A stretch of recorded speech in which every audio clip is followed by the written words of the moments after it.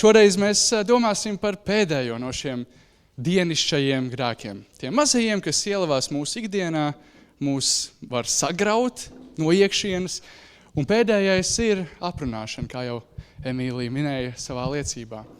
Viņa jautāja, vai ne, kurš no jums kādreiz kādu ir aprunājis. Es gribētu jautāt vispirms, vai tu kādreiz esi bijis aprunāts, vai tevi kādreiz kāds ir aprunājis.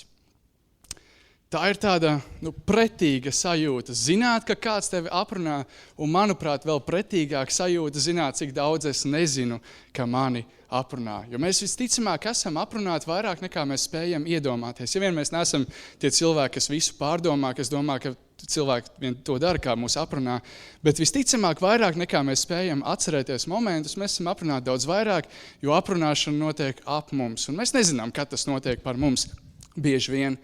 Un es ticu arī, es esmu bijis ļoti daudz aprunāts savā dzīvē, gan jau skolā, visvairāk, noteikti arī tādēļ, ka es kļuvu par kristieti, bet, piemēram, man pamatskolā bija vissliktākais stils, man liekas, kāds ir. Es, piemēram, vilku zeķes zandalēs, un tā nedrīkst darīt pēc modes grāmatas, un es domāju, man par to aprunāja, tad man noteikti aprunāja par ticību, iespējams vēl kādu iemeslu, un tā, protams, ir tā pasaulīgā skolas vide. Tad mana galvenā kopiena, mani galvenie draugi, un draugu loks kļuva draudze. Un varētu domāt, kristieši jau tādi labi, perfekti, un viņi nekad neaprunā. Un tomēr es zinu kādus gadījumus, kad es esmu ticis aprunāts, un noteikti es nezinu ļoti daudz gadījumus, kad es esmu ticis aprunāts, vai noteikti vadība kādreiz kaut ko runā par jauniešiem vai jauniešu vadītāju, vai arī paši jaunieši vai pati draudze. Iespējams, kādi no jums kādreiz esat mani aprunājuši kādam citam, un tādi mēs esam, vai ne, kā Emīlija teica. Vai tu kādreiz esi bijis aprunāts, vai tevi kādreiz kāds ir aprunājis? Un tad šis otrais jautājums. Kā tad ir pretēji? Cik bieži tu aprunā kādu citu? Vai tas bija kāds viens negadījums tavā dzīvē, vai tu aprunā cilvēkus bieži? Un atkal es domāju, visiem no mums, kas esam Dieva bērni, mums ir pretīgi domāt, cik daudz mēs esam cilvēkus aprunājuši, un atkal vēl pretīgāk domāt, cik daudz no šīm reizēm mēs neatceramies. Mēs neatceramies daudzas, un es varētu teikt, es esmu upuru lomā, un man tur aprunāja varbūt kāds skolā un draudzē, bet cik daudz es cilvēkus neaprunāju skolā un draudzē. Es arī iespējams esmu aprunājis kādus no jums bieži vien, kad man kādi draugi ir apkārt, vai noteikti es ar savu sieviņu, mēs dalāmies ar kādu informāciju, vai ne, un bieži vien tā dalīšanās tā kļūst par aprunāšanu, kur kāds no jums tiek nolikts. Iespējams, jūs esat aprunājuši mani vai mūs, un mēs esam aprunājuši kādus no jums. Un visbiežāk jau cilvēki aprunā tos, kas vai nu ir ietekmīgi, vai tos, kas ir tuvi. Un visbiežāk, tie, kas mums ir tuvi draugi, vai kas mums ir likušies kā draugi, tie ir bijuši tie, kas mūs aprunā, un tie ir tie, kurus mēs aprunājam. Un tā jau ir, ka tā aprunāšana, tankošana, baumas un viss, kas saistīts ar to, tas ir ļoti, ļoti iegājies mūsu sabiedrībā. Tas ir kaut kas, ar ko mēs dzīvojam, kaut kas, no kā mēs bieži vien kā cilvēki pārtiekam. Visos seriālos, ko mēs skatāmies, tur bieži vien stāsts balstās uz to, ka mēs uzzinām kaut ko no aprunāšanas, un bieži vien tas varbūt ir kāds plot viss, un tas ir tur. Tas ir filmās, ko mēs skatāmies, tas ir mēdījos, ko mēs patērējam. Cilvēki stāsta par kādu kaut ko, un bieži vien tas ir negatīvs un ļauns. Un tas notiek dažādās vidēs, kur mēs esam. Tajā pašā skolā, kādos pulciņos, treniņos, mūsu draugu lokā, iespējams mūsu ģimenē un arī draudzē. Ar ko draudz ir sliktāk? Iespējams pat sabiedriskajā transportā tu esi ticis aprunāts. Kādu kundzīti, kurai tu nedevi apsēsties, bet domāju, šodien es esmu noguris. Iespējams arī viņi tevi ir aprunājis tālāk stāstot kādai savai draudzenei. Tā ir visur. Un arī Bībele par to ļoti skaidri runā. Un šodien, noslēdzot dienišķo grēku sēriju, arī mēs par to domāsim. Bībele skaidri runā par aprunāšanu. Tas nav kaut kāds tāds temats, kas kaut kur paceļās un parādās. Nē, tā par to runā skaidri. Un ir vairākas raksturvietas, kurās mēs to ieraugam. Un es ar raksturvietām gribu tikt galā tagad sākumā, jo mēs pēc tam parunāsim vēl mazliet dziļāk. Bet, piemēram, pamācībā 16. nodaļā Salmans raksta, nešķīstais saceļ ķildu, un tankotājs šķir draugus. Ļoti man patīk, kā viņš iezīmē to, ka tas, ka ir tankas un tas, ka ir tankošana, tas rada spriedzi un bieži vien šķir draugus un kopienas. Tenkotājs šķir draugus. Pamācībā 6. nodaļā viņš raksta, 6 ir, ko kungs nīst, un 7, kas viņam derdzas. Un tas ir lepnīgas acis, melīga mēle, un rokas, kas lien nevainīgas asinis, sirds, kas kaļ nekrietnas domas, kājas, kas steidz uz ļaunu, viltus liecinieks, kas dveš melus, un tāds, kas ceļ ķildas starp brāļiem. Šeit mēs pamanām melus, un mēs redzam, ka tie Dievam derdz, bet mēs arī redzam, ka tie, kas ceļ ķildas starp brāļiem, arī tas Dievam derdz. Un pirms tam mēs lasījām, ka tenkošana ir tas, kas šķir draugus un brāļus, un tas Dievam derdz. Ka viņa bērni, vai arī viņa vēl nebērni, kas ir pasaulē, ka tie šeļas un ķildojās. Pamācībās 20. nodaļā viņš raksta, ka staigā tenkodams, tas ir dzīvesveids, tenkošana, ka staigā tenkodams izmuld noslēpumu, ka mute plata ar tādu nepinies. Un te jau nav domāta tāda praktiska mute, vai ne, kuram tur lielāk dziedātāji vispār, jums gan jau ir vēl plašāk atverās, bet kam plata mute, kas mēdz baumot, kas mēdz tenkot, kas mēdz runāt un pļāpāt vairāk nekā tam vajag, ar tādu nepinies. Tādam nav jābūt tavā draugu lokā. Psalmos, 101. psalmā, psalmis vēl jo īpašāk apraksta, kāda ir Dieva attieksme pret tenkām un tenkošanu. Viņš saka, kas apmēļo, ļoti interesants vārds, kas apmēļo slepus savu kaimiņu, savu tuvāko, tādu es izdeldēšu. Dievs saka, tādam nebūs pastāvēt manā klātbūtnē, manā tūmā, tādu es izdeldēšu, kas apmēļo savu kaimiņu. Un varētu teikt, vecā darība tā par to runāja, toreiz tā bija problēma, un tā ir vienmēr bijusi problēma, bet nē, arī jaunā darība par to ļoti skaidri runā. Piemēram, romiešiem 1. nodaļā Pāvils tur iezīmē tādu atšķirību starp dievišķo gudrību un pasaulīgo gudrību. Un tad viņš runā par to, ko muļķi dara, un viņš saka, tie ir pārpilni. Visādas netaisnības, negantības, alkatības, ļaunuma, pilni skaudības, slepkavību, ķildu, viltības, ļaunprātības, mēlnesības, aprunāšanas, naida pret Dievu, nekaunības, uzpūtības, lielības, ļaunu blēdību, nepakļāvības vecākiem, pilni neprāta, neusticami, nejūtīgi, nežēlīgi. Vairāk šie vārdi, kas iezīmē tenkas un aprunāšanu. Tādi ir muļķi, tādi ir negudri, kas tā dara. Un es domāju, vairākos no šiem vārdiem mēs ļoti skaidri varam ielasīt sevi. Un noslēdzošais pants, vismaz, kur es šodien gribu izdalīt, ir no 2. korintiešiem 12. Un tā ir 2. korintiešiem, tā ir viena no pēdējām, ja ne pati pēdējā nodaļa 2. vēstulē. Un Pāvils saka, ka viņš no kaut kā baidās. Bet viņš nebaidās no tumsas, viņš nebaidās no elektrības vai no kaut kādiem mošķiem. Viņš saka, ka viņš baidās no tā, kas notiek Korintā un viņa attiecībām. Viņš saka, es gan baidos, ka atnākot, neatradīšu jūs tādus, kādus es gribu, un jūs neatradīsiet mani tādu, kādu jūs gribat. Un viņš saka, es baidos, ka tik nebūtu. Un viņš nosauc vairākas lietas. Sāncensība, greizsirdība un niknums, sautīgums, ļaunas aprunāšanas, baumošanas, uzpūtība un nekārtība. Bībele ļoti skaidri runā par aprunāšanu. Pilnīgi nepārprotam tā. Dievam derdz un Bībele to noraida. Un jāuzdod ir šis jautājums, vai vienmēr tā ir slikta, vai vienmēr aprunāt, tenkot ir slikti. Un tas ir ļoti, ļoti atkarīgs no tā, kā mēs nodefinējam aprunāšanu un tenkošanu, jo bieži vien cilvēki var ar to saprast vairākas lietas, piemēram, pēc definīcijas, kā vārdi rodās. Vai mēs sauktu Jēzus augšām celšanos un tad šo sieviešu un mācekļu to tālāk padošanu par aprunāšanu, jo teorētiski Jēzus nav klāt un tiek aprunāta viņa situācija. Mēs to nesauktu par aprunāšanu, tā ir aprunāšana, par viņu nesot viņam klāt, bet tā nav aprunāšana, kādu mēs to zinām. Un tāpēc varētu teikt, ir gadījumi, kad tu vari aprunāt, stāstīt kaut ko, kas neatiecās, kur tas cilvēks nav klāt, piemēram, par Jēzu vai par kādu skaistu notikumu tavu draugu dzīvē, vai ne?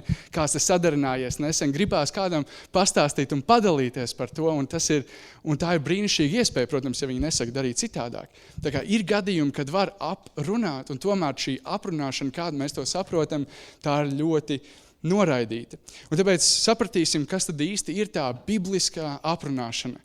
Tā ir nepatiesu faktu izplatīšana. Viena no svarīgākajām lietām – nepatiesu faktu izplatīšana. Un tā, piemēram, Tēzaurs galvenokārt definētu aprunāšanu. Tie ir nepatiesi vai apšaubāmi fakti, ko mēs izplatām par citiem cilvēkiem.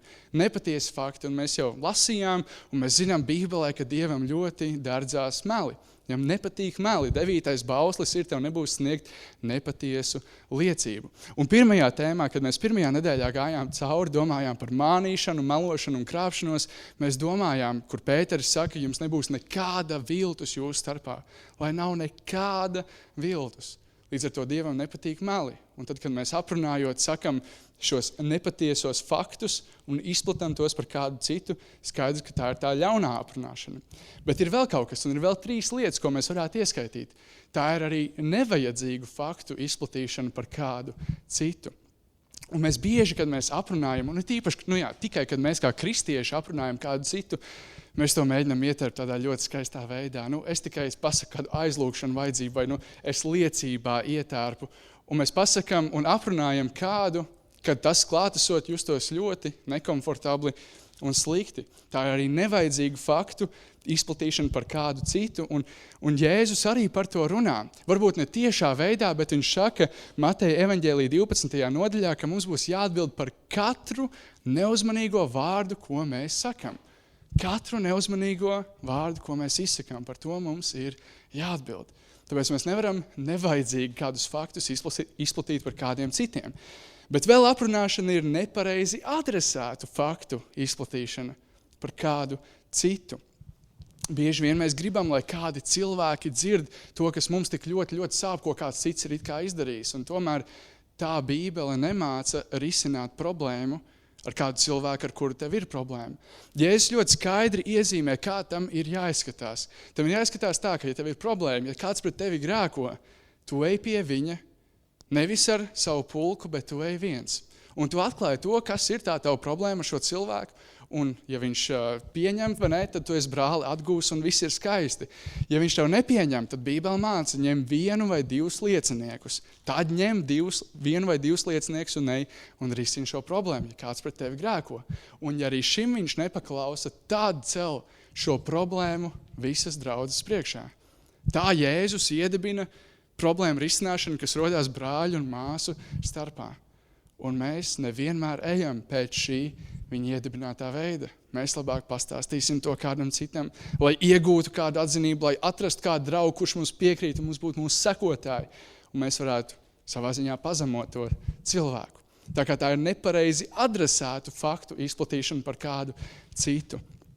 Un visbeidzot, tā ir sautīgu faktu izplatīšana par kādu citu. Ko vispār nozīmē sautīgi fakti? Tas tāds ļoti interesants veids, kā kaut ko pasniegt.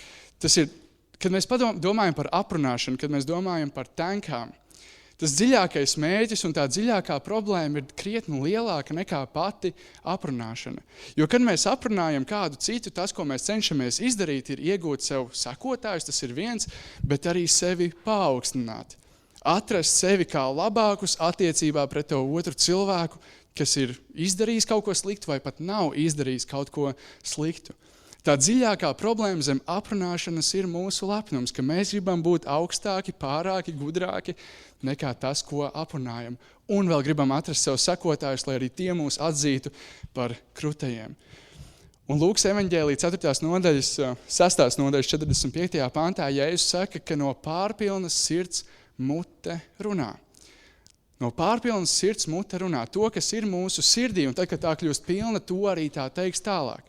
Līdz ar to no tā, ko mēs sakam, bieži vien var arī izvērtēt, kas ir mūsos iekšā. Un ja mēs lamājamies, tas atspoguļo, kas ir mūsu sirdī. Ja mēs aprunājam, tas atspoguļo to, kas ir mūsu sirdī.